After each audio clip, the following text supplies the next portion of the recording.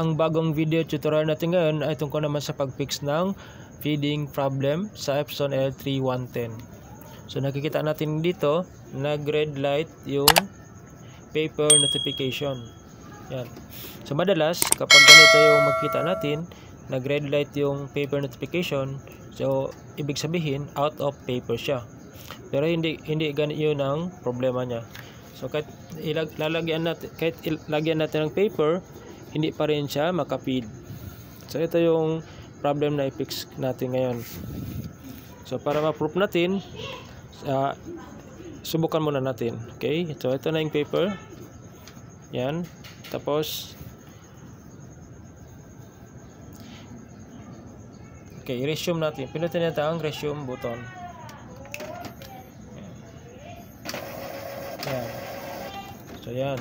So marinig natin maghila siya ng paper pero hindi siya maka-feed. Okay. Ito na. Tapos na tayo dito. Nakita na natin dito na walang lumabas na papel. So dito naman tayo sa likod. Titingnan natin dito sa likod. Yan. Okay guys. So yan. So tanggalin natin muna yung paper.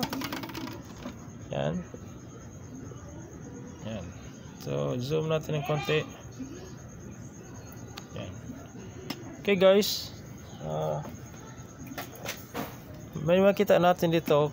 Dapat itong roller feeder nya ito, dapat mag-ikot yan siya. So kapag hindi ito mag-ikot, hindi siya makahila ng papel. Yan. So ngayon, titingnan muna natin, ibalik natin yung paper sa loob. Yan. Yan. Tapos bantayan natin kung mag-ikot ba siya. Yan, no? So makikita din natin, ito siya. So pinutin ko ulit ang resume button. Yan. Dito siya.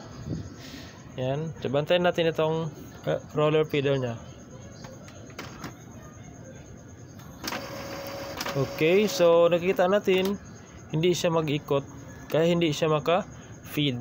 So ito lang guys ang i-check natin, itong roller feeder nya kasi hindi siya makaikot. Okay, balik naman tayo dito sa harap. Yan. Yan. So buksan ito. So meron siyang dalawang screw dito. So tanggalin nyo lang guys. So tinanggal ko na itong screw nya. So, tapos tinanggal ko na siya. So tapos iangat ito. Yan. So lagyan natin ng screw driver. Yan. Tapos guys, ito yung sinasabi kong roller feeder nya.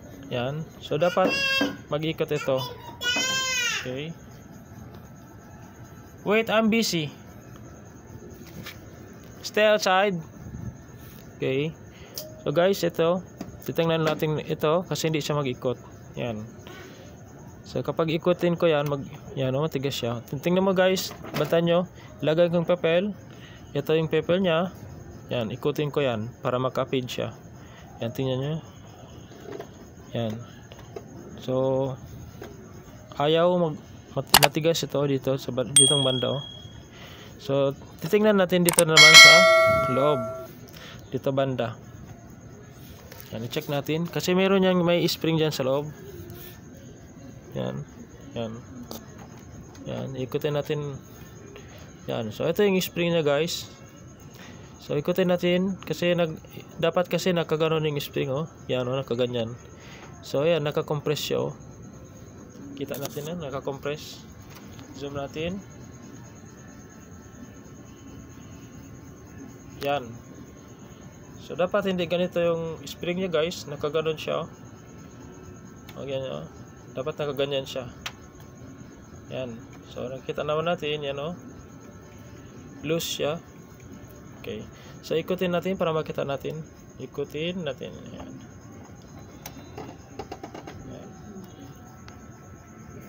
So sa pag-ikot guys, dito lang guys, ikutin mo lang yan sa unahan, ganyan. So ikutin natin. Okay. So ito guys, nakitanggal na yung lock nya guys. Yan.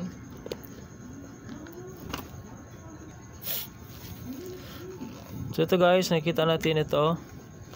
Yan, i-zoom natin para makita natin. Yan.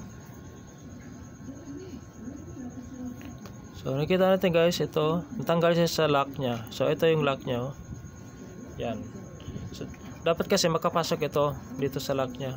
Yan. So ipasok lang natin yan guys.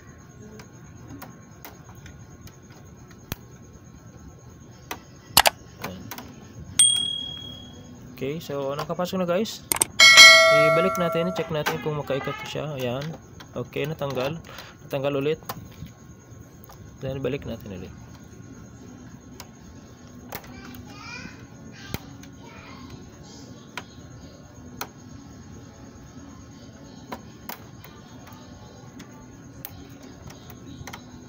Yan. Okay guys, naibalik ko na siya doon sa lock niya.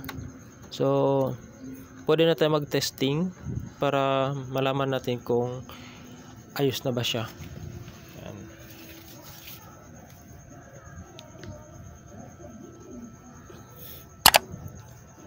Okay, turn on ko na.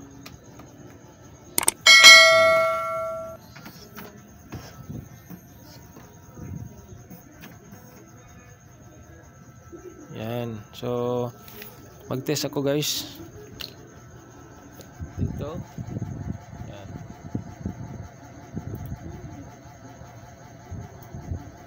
So, ito guys yung i-print ko.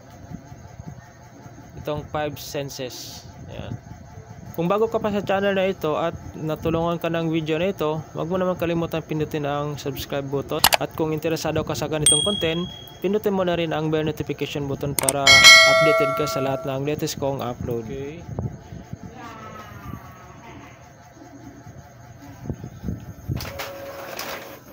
O yan. So nakita natin guys, nag-print na siya.